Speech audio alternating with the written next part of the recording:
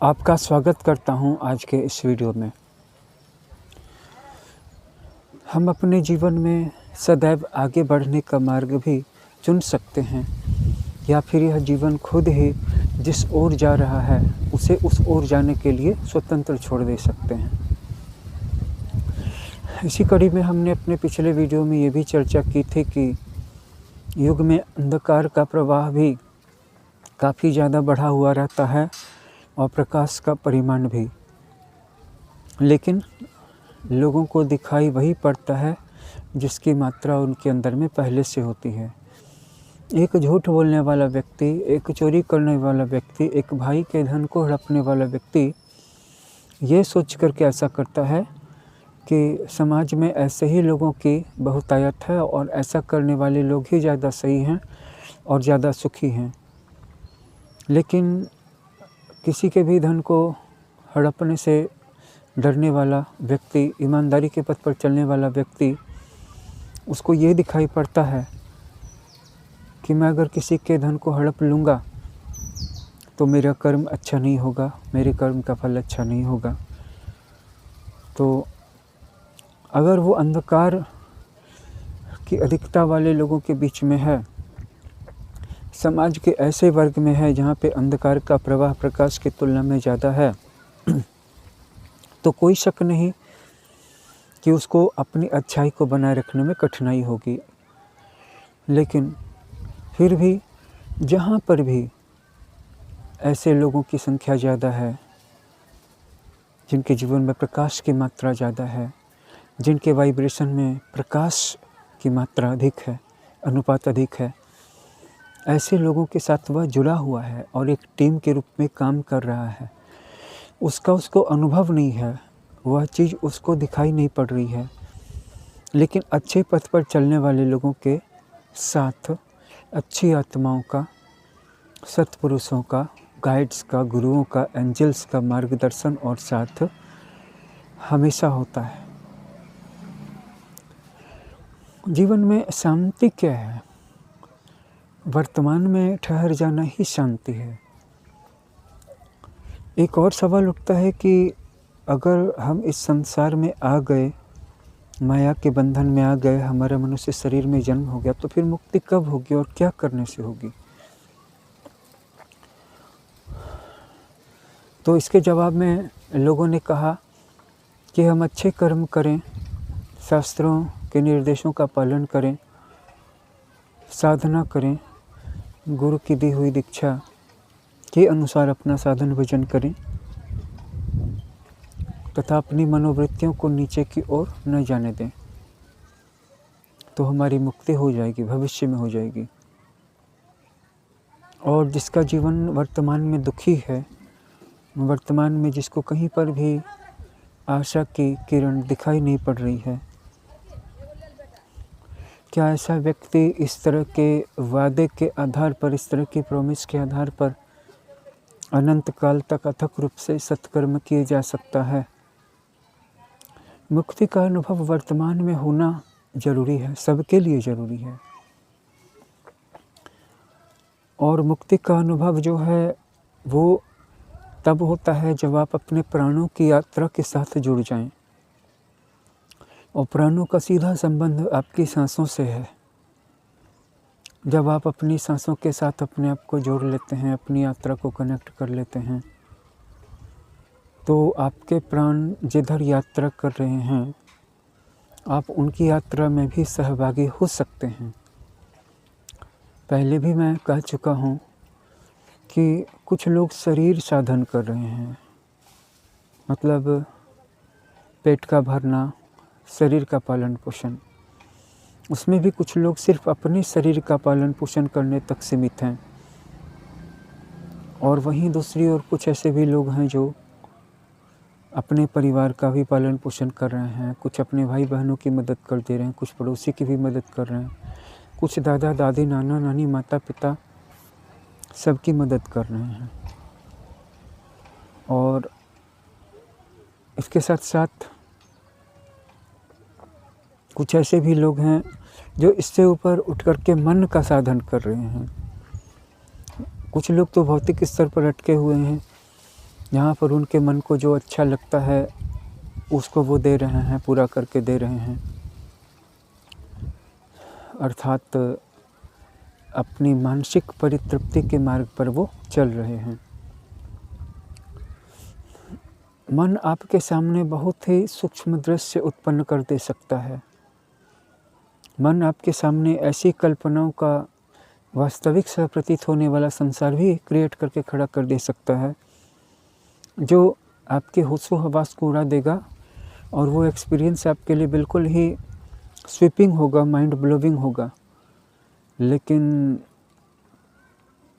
फिर भी वो सत्य नहीं है, क्योंकि वो मन के जगत में है और मन कहीं न कहीं भौतिक जगत का हिस्सा है और भौतिक जगत स्थायी नहीं है। अगर भौतिक जगत स्थायी होता तो हम जो यहाँ पे धन के पीछे, सोने चांदी के पीछे, नाम के पीछे, यश कीर्ति के पीछे और पावर के पीछे भटक रहे हैं, यहीं पे भटकते रहते, इसी में सुख चैन मनाते। लेकिन ये जगत कभी न कभी अपने अस्थायित्व का बेल बजा देता है। कभी न कभी ये दिखा देता है कि मैं स्थायी नहीं हूँ, मेरे में स्थायित्व नहीं है। और इस दुनिया की चीज़ों में जो भी चिपक जाएगा, जिसकी अटैचमेंट इस दुनिया की चीज़ों के साथ हो जाएगी, वो कभी भी सच्चा सुख, स्थायी शांति और शाश्वत आनंद नहीं प्राप्त कर पाएगा। इस संसार में हम आ तो गए हैं, लेकिन आने के बाद भी हम में से किसी को विश्राम नहीं मिला है। ऐसा लगता ज़रूर है कि जीवन में कहीं ना कहीं शांति है या आनंद है या एक ठौर है, यानी कि ठहराव है, लेकिन फिर यह मिलता क्यों नहीं है? जब आप युवा हो जाते हैं और अपने बचपन को याद करते हैं तो लगता है कि युवावस्था में कठिनाइयाँ ज़्यादा हैं, लेकिन बचपन कुछ हद तक तो ठीक था। बचपन में अगर आप सच में लौट करके चले जाएं तो आपको पता चलेगा कि वहाँ पर व्यवस्था, आंसू और लोगों के द्वारा पुष्ट किए जाने के अलावा और कुछ नहीं था। और वहाँ पर तो और भी ज़्यादा गहरा दुख था और बड़े बड़े दुख थे। फिर भी मनुष्य इस दुख भरे संसार में क्यों लौट करके आ जाता है? मेरा मतलब है कि मनुष्य आत्मा बार बार मनुष्य शरीर में क्यों जन्म लेती है? क्या वो इसलिए जन्म लेती है कि मैं साधना की अगली सीढ़ी पे चढ़ूँगी? कहीं ना कहीं अंदर में उसका ये भाव रहता है, ये कल्पना रहती है कि मुझे इसी बहाने कुछ उन भोगों को भोगने का मौका लग जाएगा जिन भोगों को मैं इस जन्म में या पिछले जन्म में नहीं भोग सकी थी। भोगों के प्रति सूक्ष्म आकर्षण है, बात साधना की हो रही है। इस संसार में वो ठौर, वो ठहराव क्यों नहीं मिलता है? फिर जब हम बूढ़े हो जाते हैं तो कहते हैं कि जब हम युवा थे तब तो हालात कुछ ठीक थे, लेकिन जब हम युवा थे तब कितने अज्ञानी थे। जितनी ज़्यादा शारीरिक शक्ति थी उतना ही ज़्यादा अज्ञानता थी, जिसे हमने सुंदर सुंदर पुष्पों से, यानी कि शब्दों से ढक करके रखा हुआ था, आच्छादित कर दिया था सजावटी फूलों से। असली फूलों की बात सजावटी फूलों में कहाँ से आ सकती है? असली फूल ही होते हैं।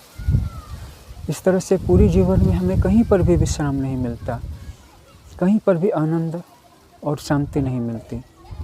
बस हम यहाँ से वहाँ, वहाँ से यहाँ धक्के खाए चले जाते हैं और अंत में यही निष्कर्ष निकलता है कि ये संसार सिर्फ दुख की जगह नहीं बल्कि प्रबल दुख की खान है। और दुख तो आपको वैसे भी कहीं पर भी जा कर के पकड़ लेगा। अगर आपने दुख से मुक्त होने का रास्ता नहीं खोजा है, अगर आपने दुख से मुक्त होने के लिए उपाय नहीं किए हैं, तो ये दुख तो आपको मृत्यु के उस पार की दुनिया में भी जा कर के पकड़ लेगा। हम इस जीवन में उसी चीज़ का अनुभव कर पाते हैं जिसके लिए हमने कुछ किया हुआ होता है। अगर हमने दुख से मुक्ति के लिए कुछ किया ही नहीं है तो दुख तो हमें निश्चित रूप से पकड़ लेगा, कहीं ना कहीं पकड़ लेगा। इसीलिए सबसे पहले इस बात की ज़रूरत है कि हम अपनी इस जीवन की यात्रा को समझें कि ये मनुष्य जीवन जो हमें मिला है, किस लिए मिला है, किसने दिया है। हमारी इसमें क्या भूमिका है, हमारी क्या कर्तव्य है, हमें क्या करना चाहिए और इनमें से कौन सी चीज़ है जो हमें अभी तुरंत कर लेनी चाहिए और हम कहाँ से चलना शुरू करें। सबसे पहली बात है कि अभी क्या हम चल पा रहे हैं? हमने चलना शुरू ही कहाँ से किया था? या कहीं ऐसा नहीं हो कि अभी तक हमने चलना ही नहीं शुरू किया और हमें जाना कहाँ है? जब इन सारी बातों में से कुछ के जवाब हमें मिलने लगेंगे तो साधना का क्रम हमें स्पष्ट होने लगेगा। गुरु की बात ठीक है, भगवान की बात ठीक है। ऐसा कहा जाता है कि गुरु आपको मार्ग दिखाते हैं लेकिन मुक्त भगवान करते हैं। लेकिन जब तक आपके अपने अंदर की चेतना नहीं जगेगी, जब तक आपके अपने अंदर का ईश्वर नहीं जगेगा, तब तक आपको मुक्त करने के लिए कोई आने वाला भी नहीं है। लोग जिस ईश्वर की बात करते हैं कि इस ईश्वर को हमने देखा, पाया, जाना, समझा, दर्शन किया, वो ईश्वर कहीं बाहर का ईश्वर नहीं था, वो ईश्वर उनके अपने अंदर का ईश्वर था। साधना से आपके अंदर का एक जो नथिंगनेस है, कुछ नहीं होना है, वह समथिंगनेस में तब्दील हुआ, परिणत हुआ और कन्वर्ट हुआ।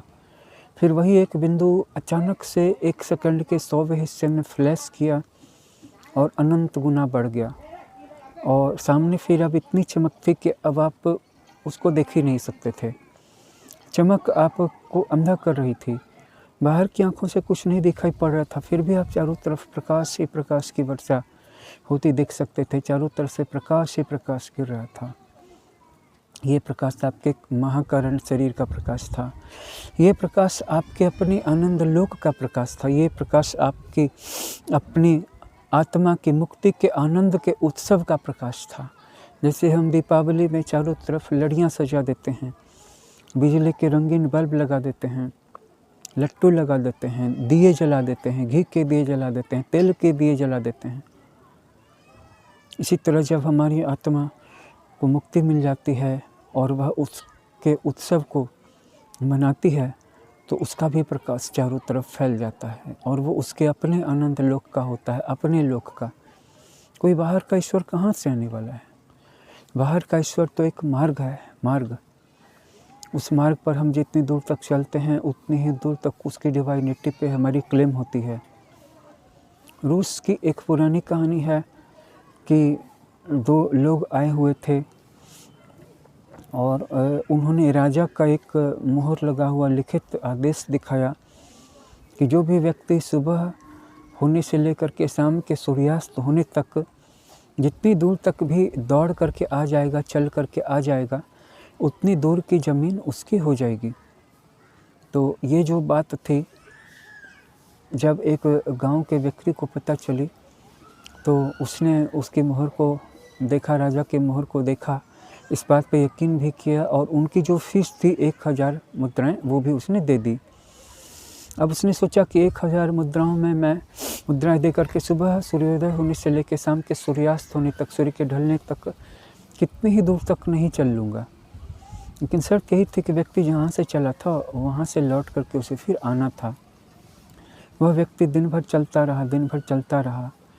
इसके बाद फिर जब सूरज ढलने को आया तो उसका ध्यान गया। फिर उसने सोचा कि जब मैं इतनी दूर चल चुका हूँ, इतनी दूर आई चुका हूँ, सामने थोड़ा सा और 1 फरलांग दूर दौड़ लूँ, 1-2 मील और दौड़ लूँ, शाम होते होते दौड़ करके मैं पहुँच जाऊँगा, क्योंकि तब फिर इतनी सारी ज़मीन मेरी हो जाएगी, मेरी हो चुकी होगी। लेकिन अंततः वो दौड़ करके पहुँच नहीं सका। फिर वो दोनों जो राज्य सेवक का स्वांग भर करके आए हुए थे, जो दरअसल में बहुत बड़े फ्रॉड थे, ठग थे, वो पहाड़ी के ऊपर से खड़े होकर के दोनों हाथों को घुमा घुमा करके चिल्ला चिल्ला करके उसे बुलाने लगे। और वो जब दौड़ करके आया बंदा तो वो इतना थक चुका था और जहाँ से वह चला था वहाँ से वापस पहुँचने के चक्कर में, वापस पहुँचने की दौड़ में वह इतनी दूर तक दौड़ करके आया कि अंत में जा कर के वह ज़मीन पे गिर पड़ा और गिर करके मर गया, क्योंकि वह इतनी ज़्यादा दूर से दौड़ता चला आ रहा था। और जब वह आया तो उसे ठोकर लगी, वह गिर गया, वह मर गया, क्योंकि उसका दम फूला हुआ था। तो यही बात मैं भी कहना चाहता हूँ कि ये जो कहानी है कहीं ना कहीं क्या हमारे जीवन में रिलेवेंट नहीं है। हमें इस बात को समझना होगा। कि हमारी जो ये जीवन की यात्रा है, जहाँ पर हमें लगता है कि अब हम पहुँचे कि तब पहुँचे, कि अब सुख मिल जाएगा कि तब सब सुख मिल जाएगा, और जिसमें से कि हमें हमारे बहुत सारे सवालों के जवाब भी मालूम नहीं हैं। वैसे ही हम अपने जीवन में कब अपने लक्ष्य तक पहुँचेंगे, और वो भी उस लक्ष्य की बात नहीं है जो हमारी आत्मा का वास्तविक लक्ष्य है। हमें तो उस लक्ष्य का भी पता नहीं है जिसे हमारे जीवन ने चुना है, हमारे शरीर ने चुना है, हमारी जाति ने चुना है, हमारी वंश ने चुना है, हमारे मनुष्य होने ने चुना है। हम उस लक्ष्य की बात कर रहे हैं जो हमारी आकांक्षाओं का चुना हुआ है। जैसे कि उसको लगा था कि सूर्यास्त होने से पहले पहले वह दौड़ करके आ जाएगा, लेकिन वह वापस मुड़ ही नहीं रहा था। इधर शाम होने को आई और वह वापस मुड़ने की जगह आगे आगे आगे आगे आगे मुड़ रहा था। इतना आगे चला गया था कि पीछे लौटने की कोई संभावना नहीं थी, और वह अंत में पहुंचा भी, लेकिन पहुंचने से पहले वह दौड़ करके आया और थक गया और गिर करके मर ही गया। बाद में उन लोगों ने उसे उठा करके, जो कि उसके लिए उन्होंने पहले से ही गड्ढा खोद के रखा हुआ था, क्योंकि उनको पता था, वो फ्रॉड थे, उनको पता था कि मनुष्य का लालच में क्या बुरा हाल हो जाता है। 6 फीट लंबा गड्ढा उसके लिए उन्होंने पहले ही खोद करके रखा हुआ था, क्योंकि उसको उतनी ही ज़मीन की असल में ज़रूरत थी। तो हम सबको ये पता ही नहीं है कि असल में हम सबको किस चीज़ की ज़रूरत है और कितने परिमाण में ज़रूरत है। सिकंदर की भूख तो आधी दुनिया पर जीत हासिल करके भी नहीं पूरी हुई, और पूरी दुनिया पर जीत हासिल करने से पहले पहले वह मर गया। हिटलर भी नहीं जीत सका, स्टालिन भी नहीं जीत सका, जर्मन साम्राज्य नहीं जीत सका, जापानी साम्राज्य नहीं जीत सका। अतीत में और भी बड़े बड़े साम्राज्य हुए। फिर नया युग आया, 20वीं सदी आई, 21वीं सदी आ गई, विश्व का पोलराइजेशन हो गया, बड़ी बड़ी महाशक्तियाँ आ गई। फिर इसके बाद नई नई अर्थव्यवस्थाएँ बढ़ी, और बड़े बड़े नए नए देश ऐसे आ गए जो पैसे वाले भी हैं और शक्तिशाली भी हैं, और ये धन संपदा बढ़ ही रही है। लेकिन फिर भी मनुष्य जाति का दुख क्यों नहीं मिटता है? क्योंकि मनुष्य को ये पता नहीं है, वो सिर्फ अपनी आकांक्षाओं की यात्राओं को जानता है, उसके गंतव्य को जानता है। उसे ये पता है कि मुझे ये माइलस्टोन लेना है, मुझे मिलियनेयर बनना है, करोड़पति बनना है, फिर बिलियनेयर बनना है। लेकिन क्या उसका शरीर उतने दिनों तक साथ देगा? और इतनी चीज़ें अगर पार करके वह पहुंच भी गया, तो उतनी सारी चीज़ों का, उतनी संपदा का वह करेगा क्या? अगर वो कहे कि नहीं ठीक है, मैं अपने बच्चों के लिए कर रहा हूँ, तो क्या यही उसके जीवन का उद्देश्य था? मैं अभी भी आत्मा के उद्देश्य की बात नहीं कर रहा हूँ, मैं पहले जीवन के उद्देश्य की बात कर लेता हूँ। हमारे जीवन का उद्देश्य भी जितना वास्तविक है, उसके बारे में हमारी समझ नहीं है, और हम अपने आप को एक तरह से इल्यूजन की दुनिया में डुबा करके रखे हुए हैं। और मेरे कहने का यह मतलब कतई नहीं है कि पैसा कोई एविल है या पैसा पाप है, लेकिन किसी एक चीज़ को अगर आप उठा करके देख लें इतिहास में या भविष्य में भी, आप चाहे यहाँ पर कितने भी बार वापस आना चाहते हैं, आकर के देख लीजिए, और किसी भी एक ऐसी चीज़ को सेट करके बता दीजिए, और ख़ुद भी चेक करके देख लीजिए, और फिर मुझे आकर के बता दीजिए, क्या कोई एक ऐसी चीज़ है जो अपने आप में पूरे जीवन का लक्ष्य बन सकती है? ऐसी कोई भी एक चीज़ नहीं है जो अपने आप में पूरे जीवन का एकमात्र अकेला लक्ष्य बन सकती है और सबसे बड़ा लक्ष्य बन सकती है। इस जीवन में हर दिन परिवर्तन हो रहे हैं, और हर दिन हमें छोटी छोटी बहुत सारी वस्तुओं का ख्याल रखना है। ये जो एटीट्यूड है, ये कोई अल्ट्रा रियलिस्टिक होने का या बहुत ही घनघोर यथार्थवादी होने का भी नहीं है, न ही यह निराशावादी होने का है। यह बस एक सच है, उतना ही सच जितना कि दिखाई पड़ता है। मैं अभी भी आपको किसी एक ऐसी थीसिस पे या एक ऐसे सच्चाई पे भरोसा करने के लिए नहीं कह रहा हूँ जो दिखाई नहीं पड़ती है, या जो कभी आपको बहुत दूर जाके भविष्य में मिलेगी। मैं तो अभी भी आपको यही कह रहा हूँ कि जो अभी आप जिस सच्चाई का वर्तमान में अनुभव कर सकते हैं अपने प्राणों की यात्रा का, इसका संबंध आपकी सांसों से है, यानी सांसों पर ध्यान लगाइए, तो आप अपने प्राणों को पकड़ पाएंगे। और जब आप प्राणों को पकड़ पाएंगे तभी आप अपने मन से पार जा पाएंगे, क्योंकि ज़्यादातर लोग तो अभी भी शरीर का साधन कर रहे हैं, मतलब अपना पेट भरना। उसमें से भी बहुत सारे लोग पहले अपना पेट भरने के साधन में लगे हुए, परिवार जाए भाड़ में। लेकिन उनमें से कुछ लोग हैं जो परिवार का भी पेट साधन करने में, शरीर साधन करने में लगे हुए हैं, कि बच्चों को, पत्नी को, माता को, पिता को और कुछ रिश्तेदारों को अच्छे कपड़े मिल जाएं, भरपेट खाना मिल जाए, रहने के लिए अच्छा घर मिल जाए, सारी व्यवस्था हो जाए, जीवन जीने के लिए जितनी ज़रूरी चीज़ें उतना आराम से मिल जाए। लेकिन यहाँ पर भी शरीर साधन ही हो रहा है।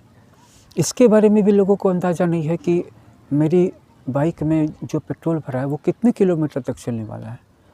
हो सकता है उनका गोल 500 किलोमीटर आगे जा कर के पूरा हो और उनकी जो गाड़ी है 5 किलोमीटर भी चलने वाली ना हो। सच तो ये है कि मनुष्य को यही पता नहीं है कि 5 किलोमीटर दूर तो बहुत बात की बात है, 5 दिन तो भी बहुत दूर, 5 घंटे बाद क्या होगा मनुष्य को पता नहीं है। फिर भी मनुष्य गलतफहमी में जी रहा है, क्योंकि इल्यूजन में जीना मनुष्य को प्रिय है। अपने दुख को वह भूल जाता है, कोई भी अपने दुख को याद नहीं रखता है। बच्चा बड़ा होता है, अपने बचपन की अच्छी घटनाओं को याद रखता है और बचपन में जो दुख मिले थे उनको भूल जाता है। फिर बुढ़ापा आता है, कहता है दुख अभी बढ़ गया है, लेकिन जवानी ही ठीक थी। लेकिन जवानी में जो दुख हुए थे उनको वह भूल गया है। क्यों? क्योंकि अगर उसको ऐसा न लगे कि जीवन का कम से कम कोई एक हिस्सा तो ठीक था या ठीक है, तब फिर जीने का कोई कारण नहीं बचेगा। और यही वजह थी कि जो बुद्ध थे उनको पूरे जीवन का दुख एक साथ अभी दिखाई पड़ता था। उनका भी एक भी बाल सफ़ेद नहीं हुआ था, लेकिन उनको एक बूढ़ा सफ़ेद बालों वाला व्यक्ति मिल गया। उन्होंने अपने सेवक से पूछा तो उन्होंने कहा कि जी राजकुमार जी, ये सच है कि ये व्यक्ति बूढ़ा हो गया है, तो क्या हम सब बूढ़े हो जाएंगे? हाँ, हम सब बूढ़े हो जाएंगे। मतलब उनको अपने पूरे जीवन की सच्चाई, भविष्य में होने वाली चीज़ उनको वर्तमान में दिख गई थी। और हमको बिल्कुल वर्तमान में सामने होने वाले दुख जो हैं नहीं दिखाई पड़ते। क्यों? क्योंकि मनुष्य इल्यूजन प्रिय है, भ्रम में जीना उसको अच्छा लगता है। और जो व्यक्ति भ्रम में जी रहा है वह मन में जी रहा है कि भ्रम जो है मन को ही भ्रमित कर सकता है, चेतना और आत्मा को नहीं कर सकता है, प्राणों को नहीं कर सकता है।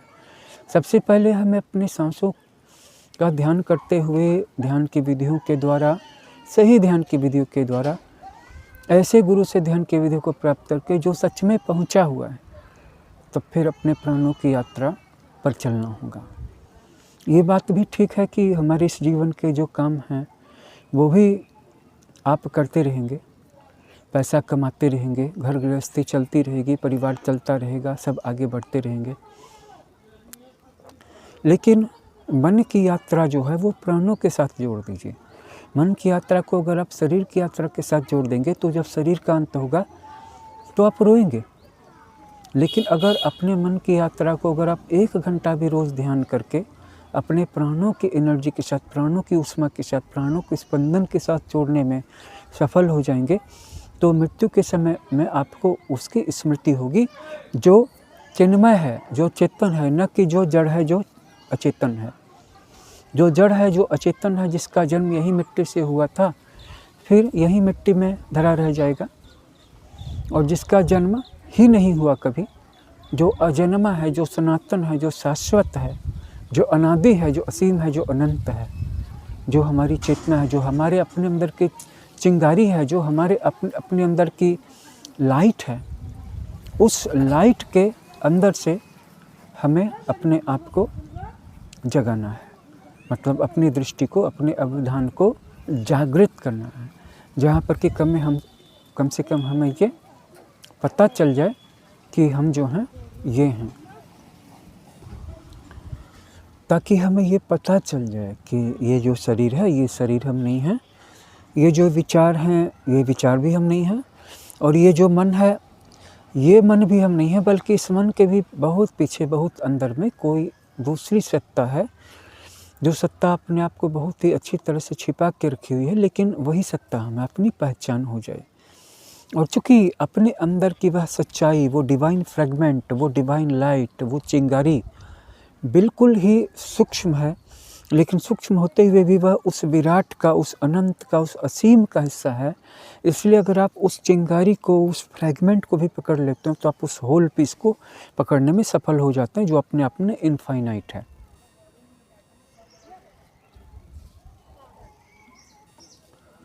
हमारे अंदर की जो चिंगारी है, जो छोटा सा कण है तो वह उस विराट अनंत असीम अनादि सत्ता का हिस्सा ही, उससे अलग तो नहीं है। जैसे एक बूंद को आप पकड़ लेते हैं तो सागर पकड़ में आ जाता है।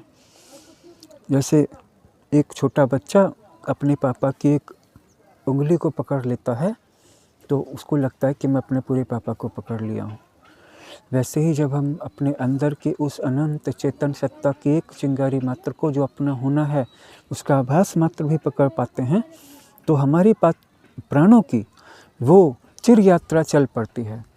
अनंत यात्रा, शाश्वत यात्रा, ऐसी यात्रा जिसमें गिरने का कोई डर नहीं है, जिसमें मिटने का कोई भय नहीं है, जिसमें हारने का कोई संदेह नहीं है कि आप हार जाओगे, फिसल जाओगे, असफल हो जाओगे, फेल कर जाओगे, इस तरह की कोई शंका नहीं है, कोई संदेह नहीं है।